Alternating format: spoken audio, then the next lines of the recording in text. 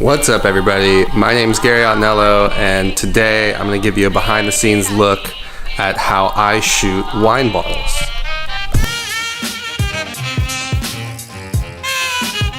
Okay, what I have set up is this little white background here with the wine bottle, and then my camera is over there.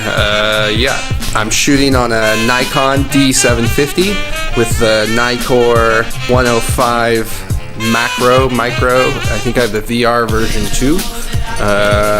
And then I'm using a Paul Buff Einstein through a medium softbox. And then I'm firing everything with a handy dandy Pocket Wizard Plus 2s. So it's pouring rain outside, but luckily I can set this studio setup in my house. It's just one strobe, one camera, one lens.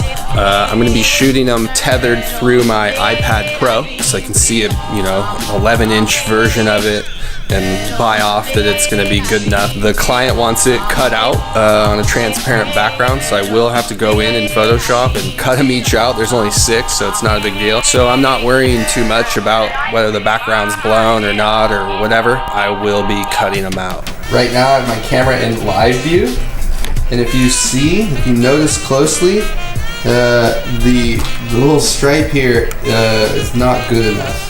Doesn't go down to the label, and it's got kind of a crooked edge. What I have to do is just drop the flash lower until the reflection goes to the label. Now that I lowered it, you can see the reflection goes all the way to the label, so it all looks pretty good. As far as settings, my camera's flash sync limit I think is 1/200th of a second. So I'm probably gonna go one click below at 1/160th of a second for my shutter speed. My ISO, I want it to be low, so ISO 100. And then for f-stop, I'll probably just shoot f8 or f10. I'll be metering this with a Sekonic light meter with the Pocket Wizard chip in it. So I'll be inputting my shutter speed and my ISO, and then I'll take a flash reading and adjust the flash until I get f10. Okay, so yeah, it's metered to f10. The next thing I'm gonna do is just set up my camera to my iPad and make sure it all looks good and square and what have you, and then I'll actually click the shutter button from the iPad so that I don't shake the camera in the process of taking the picture. Okay, I've got the camera hooked up to the iPad. I got the Pocket Wizards on. I've got my flash metered to, ISO 100 f10. And it looks like, the bottle is nice and square and, focused and stuff. So let's take a look at the iPad. I can literally press to focus and then hit the shutter button. And it popped. Then I can look at it. Looks pretty good to me.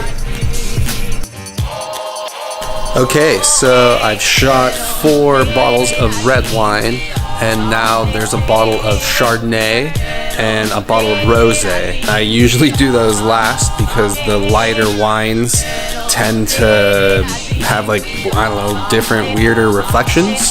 The red wines I usually can go through pretty quickly, but it's the rosés and the whites that, usually just are a little bit more difficult to get the reflection right and everything right. So I've got a bottle of rosé and a bottle of Chardonnay, and then I'm all done.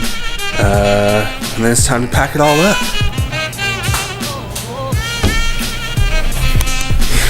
Okay, so yeah, I've shot all the bottles of wine. I'm gonna put all the images on my computer and look at them and make sure I don't have to reshoot anything. And then I start cutting them out in Photoshop so that I can deliver them with a transparent background. So yeah, hopefully that was a little bit insightful, and you may have seen something or learned something new, but yeah, that's how I shoot wine bottles on white. And if you liked it, like and comment and subscribe, and yeah, I'll see you on the next one.